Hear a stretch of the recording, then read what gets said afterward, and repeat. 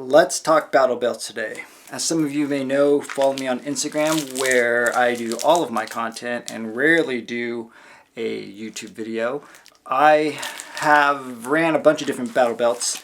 This is where I'm at right now. So, I have been loving the Core Essential battle belt.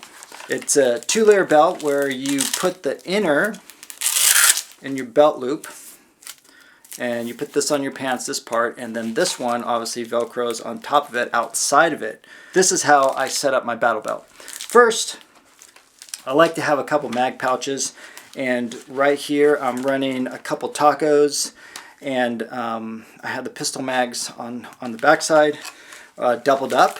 So this is how I run it. So you go like this, whoosh, bolt release. Problem is when you have these high mags here.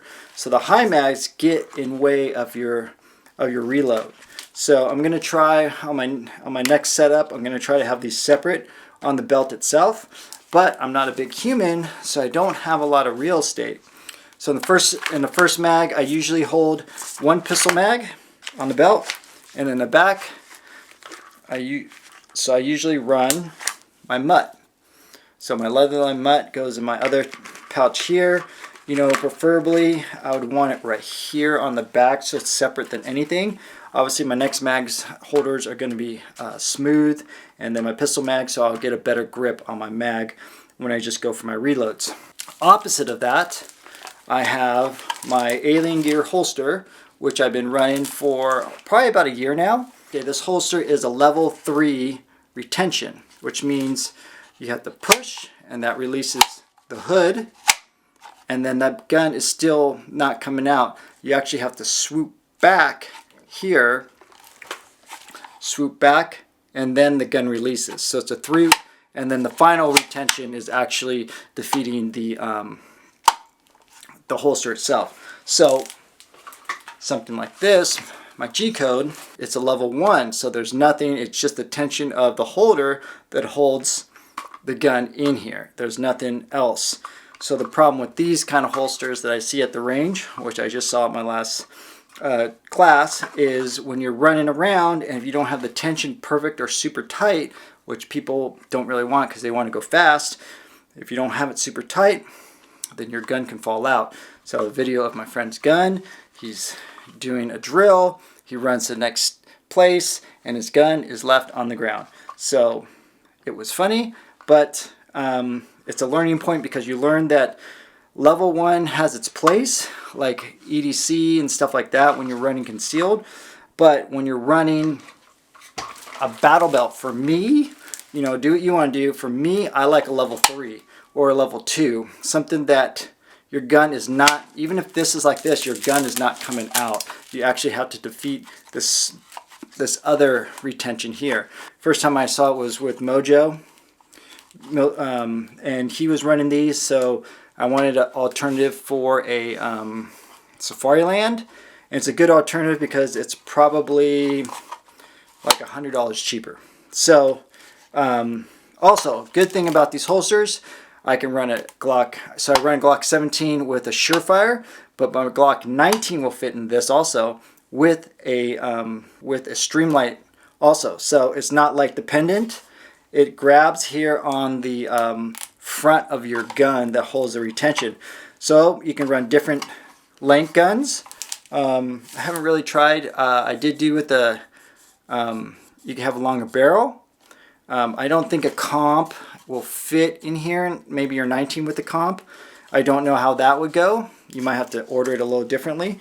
But this will, a stock gun with a threaded barrel, something like that, it'll totally fit because it's open in the end and the light's open, so that helps out for your longer lights, like the because I have a 300 Surefire 300 XV, the Vampire, so that has a little longer front of it because of that.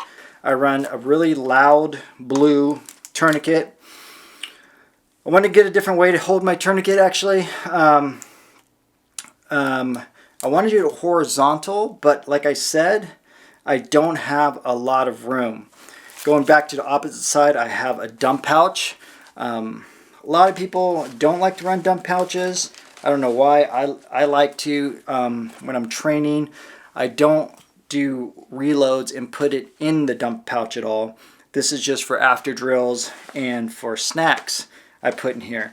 So sometimes when you're running drills, you have a round count, like they want to say, okay, you know, strip off, we only want 10 rounds or 8 rounds or 5 rounds for this drill. I just put the extra rounds really quick into my belt, into my dump pouch, and I'm off and going. I don't have to go back to the bench and strip rounds out. Right next to that, this is on my back, and this does not probably look comfortable. Get a good look, but it is super comfortable because I can lay flat still on my back without feeling my knife. That on this belt is a Cold Steel Tonto. So, Cold Steel Tonto, the only bad part about this is reinserting when you're not, you got to be pretty careful, but it's a quick grab and stab. So I really like this knife placement. People have it vertical. It would probably pinch me. You know, I can get away with holding a little longer blade, the flat of my back, and obviously a bigger knife is probably better than a smaller knife. Why I run the Core Essential Battle Belt. I ran a bunch of, all my other belts were Cobra buckles. Good thing about Cobra buckles, they're fast to put on. They just go click, is you put it around your waist, boom, good. Get it off, boom, fast. On, fast. All right, now saying that, how many of you are in different weather? So, saying that, in the summertime and in the wintertime, you wear different clothes. Sometimes you tuck in your shirt. Sometimes you have thicker pants. Sometimes you wear shorts, stuff like that, and you have to adjust your Cobra buckle. Right here, it has little ridges that tighten. You can have different placings for it, and let's insert it, and it could be right there. So let's say winter clothes, and let's say summer clothes, your shorts are a little thinner, you can cinch down a little better. So the advantage of that obviously is different thicknesses. You can tighten it up, cinch it up, and maybe you want to have lunch and you want to get a little retention off of that, or just sitting in a weird position, you can let it out a couple notches. It has this little top thing right here. Let me focus that. And you can push up and it comes off. Up.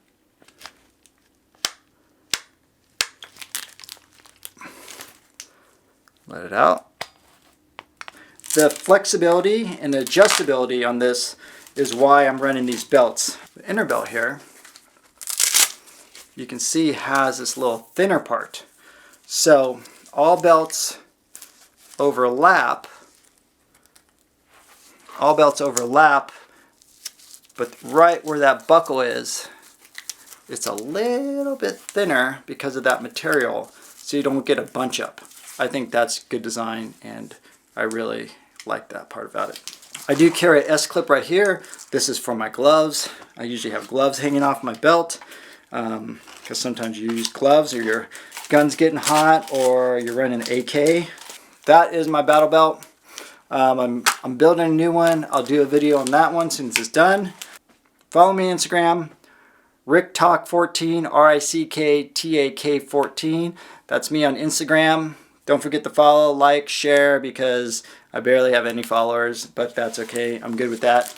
I should do a review on some of the other stuff I've been training with, like the new chest rig. The new chest rig from Victos is pretty awesome. I have the old one and a new one, and I really enjoy it, and I did a last class with it. All right, next video.